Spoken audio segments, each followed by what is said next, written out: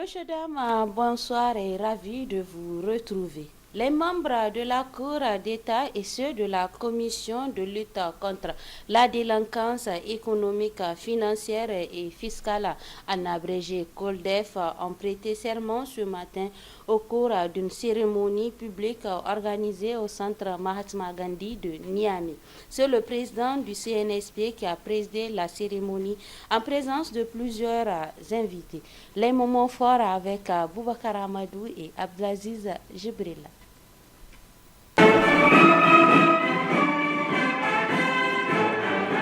L'instant est plein de solennité. La cérémonie publique de prestation de serment des membres de la Cour d'État et de la Commission de lutte contre la délinquance économique, financière et fiscale, COLDEF, récemment nommée par le président du Conseil national pour la sauvegarde de la patrie, CNSP. La première institution dont les membres ont prêté serment est la Cour d'État par son président.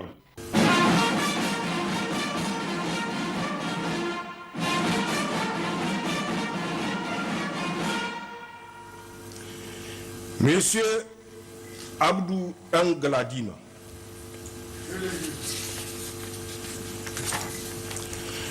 je vous donne acte de votre serment, vous renvoie à l'exercice de vos fonctions et dit que de tout, il sera dressé procès verbal. Après le président, les autres membres de la Cour ont procédé au même exercice. Le premier vice-président, le président de la Chambre administrative, celui de la Chambre judiciaire, suivi des conseillers, le procureur, le premier avocat général et les avocats généraux près de la Cour d'État. Ensuite, les membres de la COLDEF ont procédé au même exercice. Après la lecture du serment par le président du Conseil national pour la sauvegarde de la patrie, les 35 membres de la COLDEF ont tous juré sur le Coran. Une commission tant réclamée par l'écrasante majorité de la population au lendemain des événements du 26 juillet 2023. Des membres qui sont déjà au parfum des aspirations de la population entendent être à la hauteur des attentes. En ce qui concerne la responsabilité aujourd'hui que nous venons d'assumer devant Dieu, devant le président de la République et devant le peuple nigérien. C'est une responsabilité immense et énorme qui aujourd'hui pèse sur nos épaules. Et je pense que de notre part, c'est aussi une fierté. Parmi tant de Nigériens que nous soyons choisis pour mener ce travail. Et les Nigériens peuvent compter sur nous. Nous avons prêté serment sur le Saint-Coran. Nous n'allons pas les décevoir. Il y a deux chemins à suivre. Le chemin de la vérité, et Dieu te protégera sur terre et à l'au-delà. Le chemin du mensonge, tu périras sur terre et ça va être éternel. Parce que tu sais ce qui t'attend à l'au-delà. Donc nous n'avons aucun choix pour nous-mêmes, pour notre postérité, pour l'histoire que de mener ce travail à bon train. C'est un engagement de sincérité, un engagement de bonne foi que nous donnons pour travailler, n'est-ce pas, pour notre pays, pour travailler et rétablir notre pays, notre patrie dans ses droits par rapport à la spoliation qui lui a été faite de ses biens économiques, financiers et fiscaux. Donc, il faut que les Nigériens nous comprennent, il faut que les Nigériens nous interpellent dans le cadre de notre mission. C'est ce que nous attendons des Nigériens. Et nous allons communiquer, nous allons dire ce qui est nos résultats en fonction des investigations que nous aurons à faire. Ces deux institutions dont les membres ont été officiellement renvoyés dans l'exercice de leurs fonctions après la prestation de serment à compter de ce jeudi 26 juillet 2023 auront un rôle important à jouer dans la réussite de la transition dont la durée n'est toujours pas encore déterminée. Une vingtaine de journalistes étaient à l'école du savoir pour enrichir leurs connaissances sur le droit à l'alimentation et à la nutrition. Une initiative de l'ONG DICO en partenariat avec plusieurs bailleurs de fonds dont Generality Valencia de la coopération espagnole. N'est-ce pas Ousseina Assoumi et Diori Mamadou? La mauvaise nutrition au cours des premières étapes de la vie de l'enfant peut entraîner des dommages importants et irréversibles, mais aussi affecter son développement psychomoteur.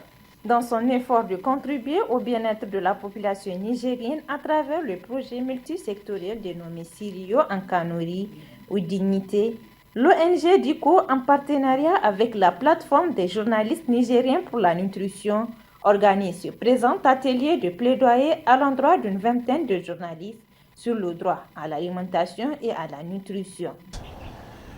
L'objectif de cet atelier est de renforcer les capacités de ces professionnels de la communication en technique de plaidoirie dans le domaine de la santé et nutrition pour mieux plaider en faveur de la nutrition et influencer les décideurs à mieux financer dans le domaine de la nutrition.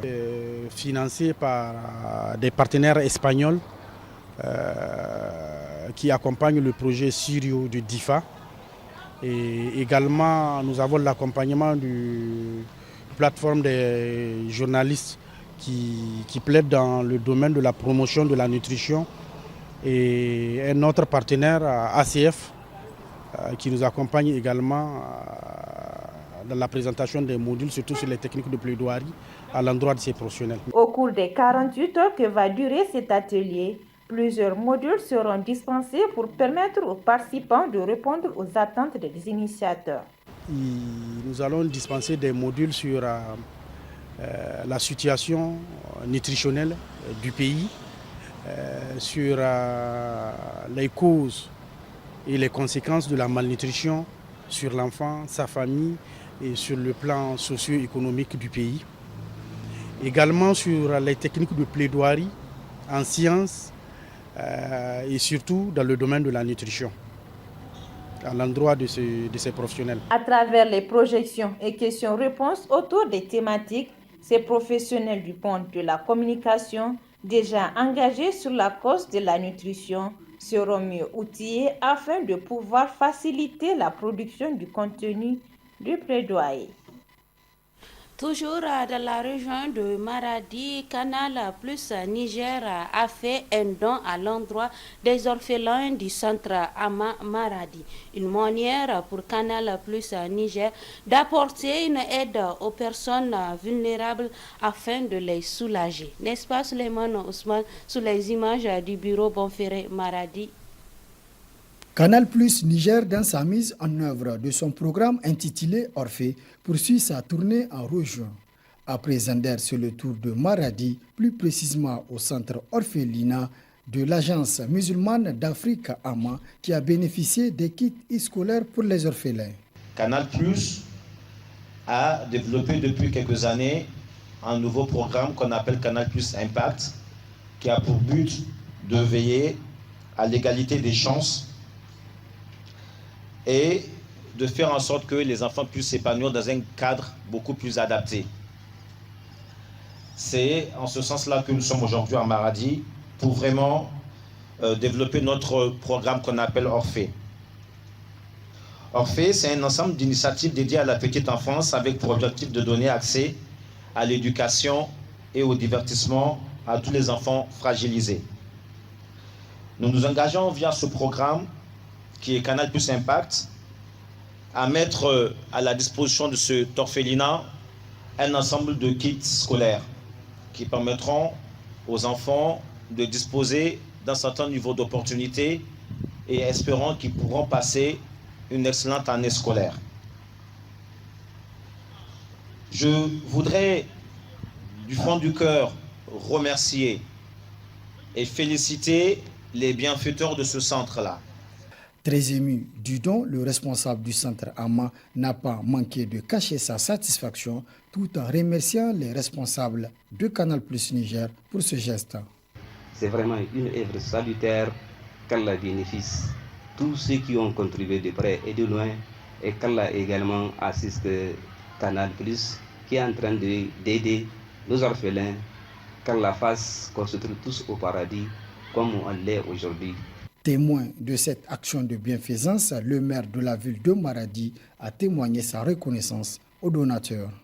Au nom du conseil de ville de Maradi, nous sommes très contents et très ravis que cette institution existe à Maradi au profit de notre population. Et la cérémonie qui nous réunit aujourd'hui, effectivement, est la remise des kits scolaires au profit de ces enfants orphelins, donc par le Canal+. Je profite aussi de cette occasion pour adresser nos remerciements sincères à l'ensemble de l'équipe de Canal+, ici présent. Canal+ Niger, dans ses actions commerciales et sociales, apporte ainsi sa part de contribution du 22 au 31 décembre et sociale du pays. Elle témoigne ainsi sa solidarité aux côtés des orphelins à travers tout le pays. Autre aspect de ce journal, l'ONG Agence Adventiste d'aide et de développement en abrégé ADRA, avec l'appui de ses partenaires, s'est rendue à Baleyara, plus précisément au centre de formation au métier CFM. Une façon de faire découvrir au public les œuvres et une institution sportive. C'est Yara. Le compte rendu signé Mohamed Alpha et Abdoulaye Seydou. C'est une journée porte ouverte au centre de formation au métier CFM Balayara sur la promotion de la formation des jeunes garçons et filles non scolarisés axés sur le marché et tenant compte du genre. Une initiative de l'Agence Adventiste d'aide et de développement ONG ADRA à travers son projet BRET, briser les barrières, améliorer l'éducation des filles, valoriser la plénitude de l'espoir, financé par le gouvernement du Canada. Nous avons organisé cette journée porte ouverte en collaboration avec le centre de formation au métier pour faire la promotion de l'éducation professionnelle genre inclusive, pour sensibiliser la communauté de Baleyara à l'importance de l'éducation professionnelle d'une manière générale et de manière spécifique, l'éducation professionnelle des adolescents, en mettant l'accent sur les adolescentes qui ont besoin de recevoir une éducation, une formation professionnelle, afin de se prendre en charge et de jouir pleinement de leur autonomie financière. Au CFM Baleyara, ce sont 6 filières qui sont dispensées aux apprenants avec une insuffisance de classe pour bien mener à bord l'apprentissage, a souligné le premier responsable qui a demandé aux autorités une solution adéquate. Il s'est aussi réjoui de cette journée qui vise à présenter les œuvres des apprenants. Donc vraiment, c'est un appui par de ADRA Bright, donc nous a appuyé sur le financement pour réaliser la journée porte ouverte que vous voyez. Donc on a eu beaucoup d'ouvrages à présenter au public, et maintenant vraiment nous sommes très heureux de leur soutien. Créé le 25 novembre 2009, le centre de formation au métier CFM Baleyara compte aujourd'hui 288 élèves, dont 192 filles et 96 garçons. Cette journée porte ouverte s'articule autour d'encourager les jeunes filles à s'intéresser davantage au centre afin de vendre leurs talents. Pour joindre l'utile à l'agréable, une visite guidée des stands d'exposition des œuvres des apprenants ont été présentées aux autorités et invités.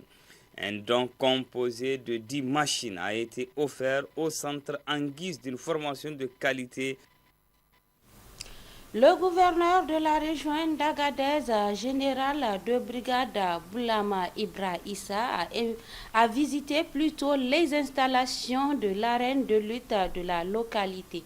Objectif, constater l'évolution des travaux de rénovation entrepris depuis quelques semaines en vue de l'organisation du 22 au 31 décembre 2023 de la 44e édition du sabre national de lutte traditionnelle.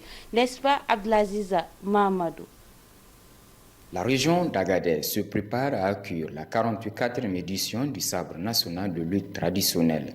Après la mission préparatoire du 17 septembre 2023, conduite par la secrétaire générale adjointe du ministère en charge des sports, les autorités administratives et coutumières de la région, en leur tête le gouverneur général de brigade Boulama Ibra Issa, a visité l'arène de lutte retenue pour ce championnat national. Après cette mission, nous avons effectivement fait le tour et constaté un certain nombre de dispositions qu'il fallait prendre pour améliorer bien sûr les infrastructures. Et donc depuis 20 jours, les travaux ont commencé.